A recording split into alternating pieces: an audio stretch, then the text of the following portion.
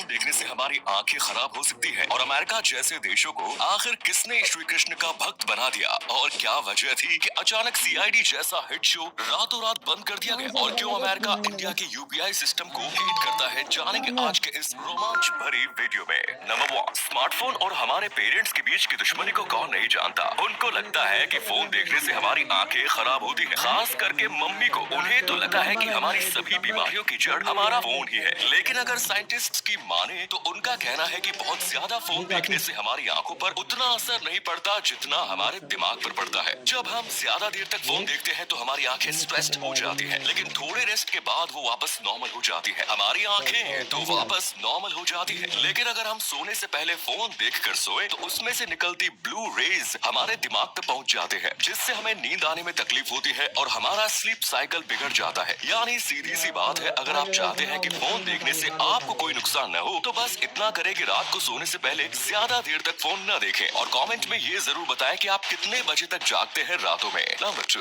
देश में घूमते समय या कहीं बाजार में या रेलवे स्टेशन पर अगर भगवा धारण किए हुए कुछ लोग आपको हरे रामा हरे कृष्णा जपते हुए मिल जाए तो आपको कोई फर्क नहीं पड़ेगा। लेकिन अगर अमेरिका, इंडोनेशिया या फिर ब्रिटेन के किसी गलियों में घूम रहे हो और कोई ऐसा मिल जाए तो आपको बहुत ताज्जुब होगा। लेकिन सच तो ये है कि यूरोप के इन देशों में भी उतने ही कृष्ण भक्त मिल जाएंगे जितने की हमारे देश में। कृष्ण भक्ति की ओर इन लोगों को आकर्षित कराने वाले सिर्फ एक ही है, स्वामी प्रभुपाद। स्वामी प्रभुपाद का जन्म 1896 में कोलकाता में बिजनेसमैन के घर में हुआ। उनके पिता ने अपने बेटे का पालन पोषण करते वक्त उन्हें एक कृष्ण भक्त बना दिया। प्रभुपाद ने 26 साल की उम्र में अपने गुरु सरस्वती गोस्वामी से मुलाकात की और 37 की उम्र में उनसे दीक्षा लेकर पूरी तरह कृष्ण भक्ति में लीन हो गए। 1959 में उन्होंने संन्यास ग्रहण कर लिया और श्री राधा दामोदर मंदिर में रहकर करीब 18,000 श्लोकों वाली श्रीमद् भागवत गीता को इंग्लिश में ट्रांसलेट किया। इसके पहले 3 खंड को पब्लिश करने के बाद श्री प्रभुपाद सितंबर 1965 में अमेरिका चले गए और जुलाई 1966 में उन्होंने इस्कॉन की स्थापना की। इस्कॉन को स्थापित करने का सिर्फ एक ही मोटिव था, कृष्ण भक्ति को दुनिया भर में फैलाना। केवल 52 साल पुरानी इस ऑर्गेनाइजेशन के दुनिया भर में आज 850 से ज्यादा मंदिर हैं और 150 से ज्यादा स्कूल और रेस्टोरेंट्स। जब प्रभुपाद अमेरिका गए तब वो 70 साल के हो चुके थे। वहाँ उन्हें कोई नहीं जानता था, लेकिन ये उनकी भक्ति ही थी कि अगले 1-1.5 दशक में पूरी दुनिया इस्कॉन को जान गई। नंबर 3, अगर आप 90s के किड हैं तो आपने कभी न कभी सीआईडी जरूर देखी होगी। एसीपी प्रद्युम्न,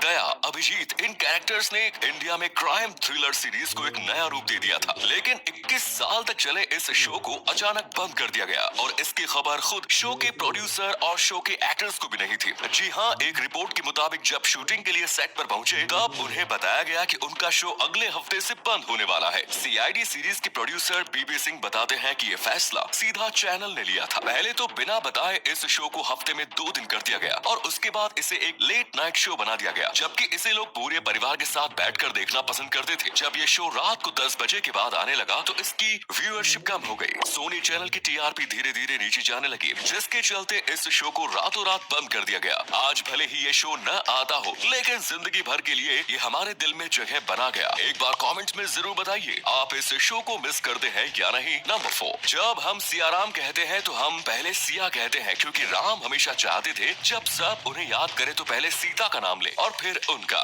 जब हनुमान लंका से वापस आकर राम से कहते हैं कि सीता ने उन्हें बताया कि वो राम के बिना 1 महीने से ज्यादा जीवित नहीं रह सकती, तो फिर क्या आप जानते हैं कि राम ने क्या कहा? वे कहते हैं यदि सीता कहती है कि वो मेरे बिना 1 महीने भी जीवित नहीं रह सकती तो वो बहुत मजबूत है, क्योंकि मैं उसके बिना एक पल भी नहीं रह सकता। रामायण में दिखाई गई हर परिस्थितियाँ हमें जीवन का बहुमूल्य पाठ पढ़ाती है। रामायण से हम धर्म के मूल्यों पर चलते हुए अपने प्रियजनों का सम्मान, प्यार और देखभाल करना सीखते हैं। नंबर 5, दुनिया में कोई भी एडवांस्ड टेक्नोलॉजी हमेशा चाइना, अमेरिका और जापान जैसे देशों से शुरू होती है, लेकिन यूपीआई एक ऐसा इन्वेंशन है जिसे आज जापान जैसे देश भी अपना रहे हैं। यूपीआई को सबसे पहले इंडिया में शुरू किया गया, जिसकी मदद से आप किसी को भी पैसे भेजे या पैसे ले सकते हैं। यहाँ तक कि आप अपने बैंक से भी ट्रांजैक्शन कर सकते हैं, वो भी बिना एक्स्ट्रा चार्ज के। 2016 में जब इसे लॉन्च किया गया तो दुनिया भर के देशों ने कहा कि इंडिया जैसे देश में ऐसी कोई स्कीम कभी सफल नहीं हो सकती, लेकिन आज के समय में 30 करोड़ से ज्यादा लोग यूपीआई का इस्तेमाल कर रहे हैं। National payment corporation of India के इस इनोवेटिव आइडिया ने इंडिया में बैंकिंग और पेमेंट को इतना आसान बना दिया कि आज कोई अनपढ़ भी अपने पैसों को सेफ रख सकता है और उसे अपने तरीके से इस्तेमाल कर सकता है। लेकिन जहां दुनिया भर के 15 से ज्यादा आज पेमेंट मेथड को अपनाने को तैयार है, वहां अमेरिका इसे अपने देश में लागू नहीं करना चाहता। इसके पीछे का रीजन ये है कि वहाँ के लोग अपने ज्यादातर पेमेंट्स डेबिट या क्रेडिट कार्ड से करते हैं, जिससे वहाँ के बैंकों को फायदा होता है। और जिस देश की पूरी इकोनॉमी वहाँ के बैंकों पर टिकी हो, वो देश यूपीआई को कैसे अपना सकता है। नंबर 6, ये वीडियो डेविड एटनबर्ग ने